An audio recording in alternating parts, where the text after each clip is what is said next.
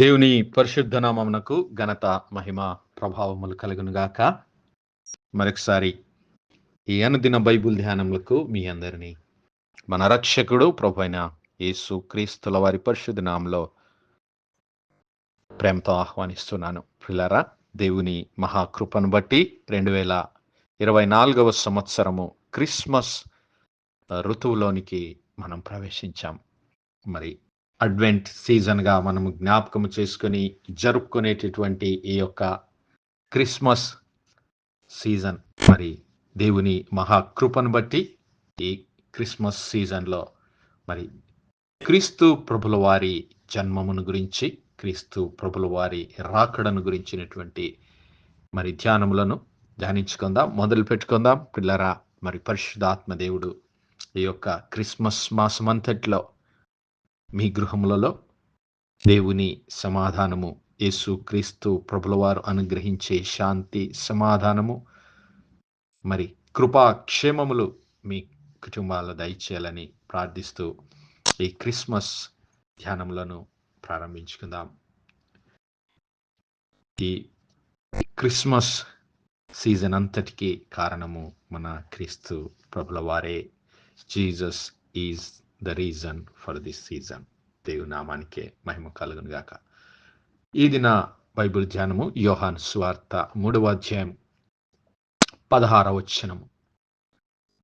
దేవుడు లోకమును ఎంతో ప్రేమించెను కాగా ఆయన తన అద్వితీయ కుమారునిగా పుట్టిన వాని యందు విశ్వాసముంచు ప్రతివాడును నశింపక నిత్య జీవం పొందినట్లు ఆయనను అనుగ్రహించెను. లోకము తన కుమారుని ద్వారా రక్షణ పొందుటకే గాని లోకమునకు తీర్పు తీర్చుటకు దేవుడు ఆయనను లోకములోనికి పంపలేదు. ఆయన యందు విశ్వాసముంచు వానికి తీర్పు తీర్చబడదు. విశ్వసింపని వాడు దేవుని అద్వితీయ కుమారుని నామమందు విశ్వాసముంచలేదు గనుక వానికి అంతకు మునుపే తీర్పు తీర్చబడెను. ఆ తీర్పు ఇదే: వెలుగు లోకములోనికి వచ్చెను, కానీ తమ క్రియలు చెడ్డవైనందున మనుష్యులు వెలుగును ప్రేమింపక చీకటినే ప్రేమించిరి. దేవుని నామానికి మహిమ కలుగును గాక. ప్రియులారా, మరి యేసు క్రీస్తు ప్రభుల వారు ఈ లోకంలో ఎందుకు జన్మించాడు? యేసు క్రీస్తు ప్రభుల వారు ఈ లోకంలో మరి దేవుని ప్రేమను ప్రత్యక్షపరచడానికి. హల్లెలూయా. దేవుడు లోకమును ఎంతో ప్రేమించెను. హల్లెలూయా. దేవుడు లోకమును అనగా లోకములో ఉన్నటువంటి దేవుడు దేనిని ప్రేమించలేదు, కానీ తన స్వరూపమందు తన పోలిక చొప్పున చేయబడినటువంటి నిన్ను నన్ను దేవుడు ఎక్కువగా ప్రేమించాడు. ఎంత ఎక్కువగా ప్రేమించాడంటే, ఇదిగో దేవుడు నీ కొరకు నా కొరకు తన పరిశుద్ధ రక్తాన్ని చిందించినంతగా ప్రేమించాడు. ఇదిగో దేవుడు తన పరలోక మహిమను విడిచి నీ యొక్క నా యొక్క పాపములను తుడిచివేయడానికి ఆయన తన మహిమను వదిలి, తన సర్వాన్ని వదిలి రిక్తుడుగా చేసుకొని ఈ భూలోకంలో అవతరించాడు. ఆయన మరి ఇదిగో తన ప్రేమను కనబరుస్తూ ఉన్నాడు అంటున్నాడు భక్తుడైనటువంటి యోహాను రాసిన మొదటి పత్రిక 4వ అధ్యాయం మనం గమనించినట్లయితే, ఇదిగో దేవుడు ప్రేమ స్వరూపి, ప్రేమ లేనివాడు దేవుని ఎరుగడు. మనము ఆయన ద్వారా జీవించున్నట్లు దేవుడు తన అద్వితీయ కుమారుని ఈ లోకంలోనికి పంపించాడు. దేవుడు ఎందుకు తన ప్రియ కుమారుడైనటువంటి యేసు క్రీస్తు ప్రభుల వారిని ఈ లోకంలోనికి పంపించాడు అంటే, ఇదిగో మనము ఆయన ద్వారా జీవించినట్లు. ఏ విధంగా మనం జీవిస్తాం? ఇదిగో మనకు రావలసినటువంటి శిక్షను ఆయన భరించాడు, మనకు రావలసినటువంటి మరణాన్ని ఆయన భరించాడు. మన పాపముల నిమిత్తము దేవుని పరిశుద్ధ గొర్రెపిల్లగా కల్వరి శిలువలో తన పరిశుద్ధ రక్తాన్ని చిందించి మనందరినీ పాపరహితులుగా చేయడానికి పాపరహితుడైనటువంటి ఆ క్రీస్తు ప్రభుల వారు పాపముగా చేయబడ్డాడు. పాపులమైనటువంటి మనలను పరిశుద్ధులుగా తీర్చాడు.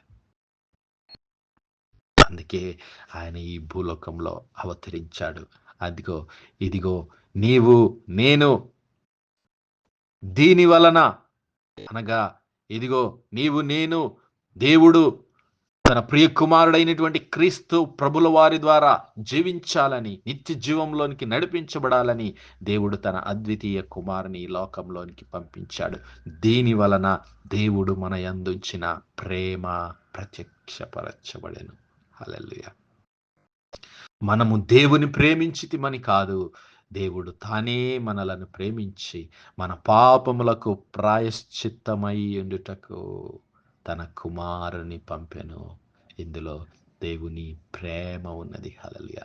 దేవుడు ఎందుకు యేసు క్రీస్తు ప్రభుల వారిని 2000 సంవత్సరాలకు పూర్వం ఈ లోక రక్షకుడుగా, శరీరధారిగా, కృపా సత్య సంపూర్ణుడిగా మన మధ్యలోనికి పంపించాడు అంటే, ఇదిగో పాపములో పడి నశించిపోతున్నటువంటి మానవాళికి, సాతాను బంధకాలలో మరి కృంగిపోతున్నటువంటి మానవాళికి విడుదల అనుగ్రహించడానికి, రక్షణ దయచేయడానికి, ఇదిగో సాతాను బంధకాల్లో నుంచి, సాతాను యొక్క చీకటి రాజ్యములో నుంచి మనలను విడిపించడానికే క్రీస్తు ప్రభుల వారు మనకు బదులుగా శిక్షణ అనుభవించడానికే ఆయన ఈ లోక రక్షకుడుగా ఈ లోకంలో జన్మించాడు.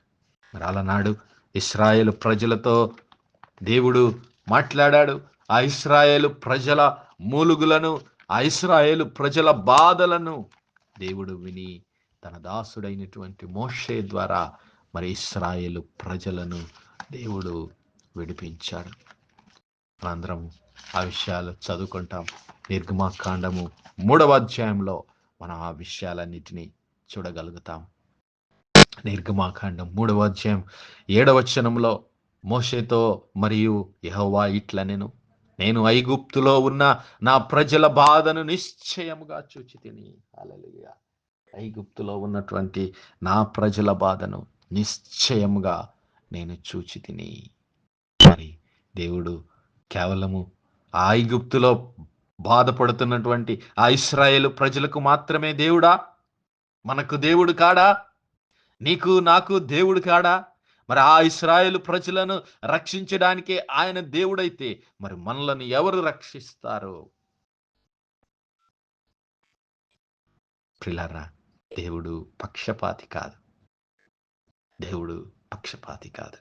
అలనాడు ఆ ఇశ్రాయేలు ప్రజలు పెట్టినటువంటి మొర్రను ఆలకించినటువంటి దేవుడు ఇదిగో ఈ లోకమంతా నశించిపోతూ మరి రక్షణ లేక ఉండుట ఆయన చూడనల్లక తన ప్రియ కుమారుని ఈ లోకంలోనికి పంపించాడు. ఇదిగో యేసు క్రీస్తు ప్రభుల వారిని ఈ లోక రక్షకుడిగా ఆయన పంపించాడు. లోకమంతటిని దేవుడు లోకమును ఎంతో ప్రేమించెను.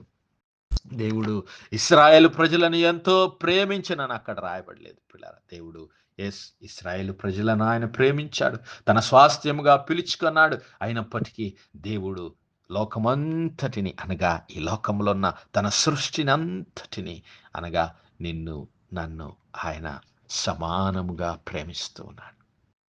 ప్రేమించడమే కాదు, అలనాడు ఆ ఇశ్రాయేలు ప్రజలను మరి విడిపించడానికి మరి మోషేను నాయకునిగా ఎన్నుకొని మోషేకు తోడుగా ఉండి తన ఆత్మ చేత, తన శక్తి చేత, తన బలము చేత, తన బాహుబలము చేత దేవుడు వారికి విడుదలను అనుగ్రహించాడు. ఆ ఇశ్రాయేలు ప్రజలతో మాట్లాడాడు. మరి వారితో మాత్రమే మాట్లాడతాడా? మనతో మాట్లాడడా అంటే ప్రియులారా, దేవుడు మనతో కూడా మాట్లాడతాడు. మనతో మాట్లాడటానికే ఆయన ప్రియ కుమారుడైన క్రీస్తు ప్రభుల వారిని ఈ లోక రక్షకుడుగా పంపించాడు. నిరీక్షణ లేనటువంటి ఆ ఇశ్రాయేలు ప్రజలను విడిపించడానికి దేవుడు మోషే నాయకుడిగా ఎన్నుకున్నాడు. అయితే ఈరోజు నిరీక్షణ లేనటువంటి ఈ లోకమంతటికి నిరీక్షణ దయచేయడానికే దేవుడు తన ప్రియ కుమారుడైనటువంటి యేసు క్రీస్తు ప్రభుల వారిని లోక రక్షకుడుగా పంపించాడు. హెబ్రీ పత్రిక 1వ అధ్యాయం 3 వచనాల్లో పూర్వకాలమందు నానా సమయములలోనూ నానా విధములుగాను ప్రవక్తల ద్వారా మన పితరులతో మాట్లాడిన దేవుడు ఈ దినముల అంతమందు కుమారుని ద్వారా మనతో మాట్లాడిన. ఆ కుమారుడు ఎవరు అంటే యేసు క్రీస్తు ప్రభుల వారు. హల్లెలూయా. ఆయన ఆ కుమారుని సమస్తమునకు వారసునిగా నియమించెను.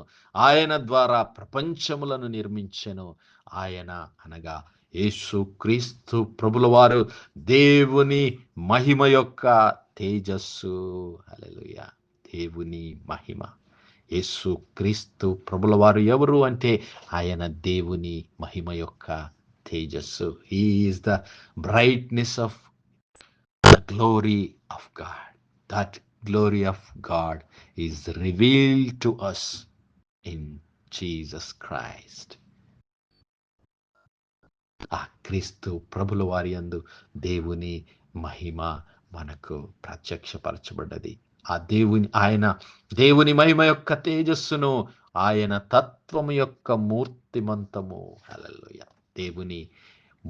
దేవుని తత్వం అనగా దేవుని లక్షణము, దేవుని యొక్క మరి ప్రతిబింబము అని మనం చెప్పవచ్చు. దేవుని యొక్క మరి లక్షణాలను, దేవుని ప్రేమను, దేవుని కృపను, దేవుని నీతిని, దేవుని మహిమను మనకు కనబరచడానికే దేవుడు తన ప్రియ కుమారుడైన యేసు క్రీస్తు ప్రభుల వారిని ఈ లోక రక్షకుడుగా పంపించాడు. హల్లెలూయా.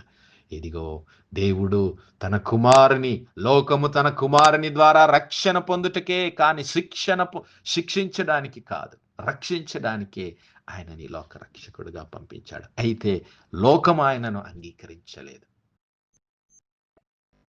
లోకము ఆయనను అంగీకరించలేదు. వెలుగు లోకములోనికి వచ్చెను. ఇదిగో ఆయన యందు విశ్వాసముంచువాడు, అనగా యేసుక్రీస్తు ప్రభుల వారి నామమందు విశ్వాసముంచువాడు, విశ్వాసముంచువానికి తీర్పు తీర్చబడదు. విశ్వసింపని వాడు దేవుని అద్వితీయ కుమారుని నామమందు విశ్వాసముంచలేదు గనుక ఇంతకు ముందే ఆయనకి ఇంతకు మునిపే తీర్పు తీర్చబడును. ఏమిటి ఆ తీర్పు అంటే, దేవుడు ఇదిగో వెలుగు లోకంలోనికి వచ్చెను, కానీ తమ క్రియలు చెడ్డవైనందున మనుష్యులు వెలుగును ప్రేమింపక చీకటిని ప్రేమించిరి. ఏమిటి ఆ వెలుగు? దేవుని మహిమ. ఏమిటి ఆ దేవుని మహిమ? యేసుక్రీస్తు ప్రభుల వారే ఆ దేవుని మహిమ. ఆయన అన్నాడు కదా, I am the light of the world. నేను ఈ లోకమునకు వెలుగయ్యున్నాను.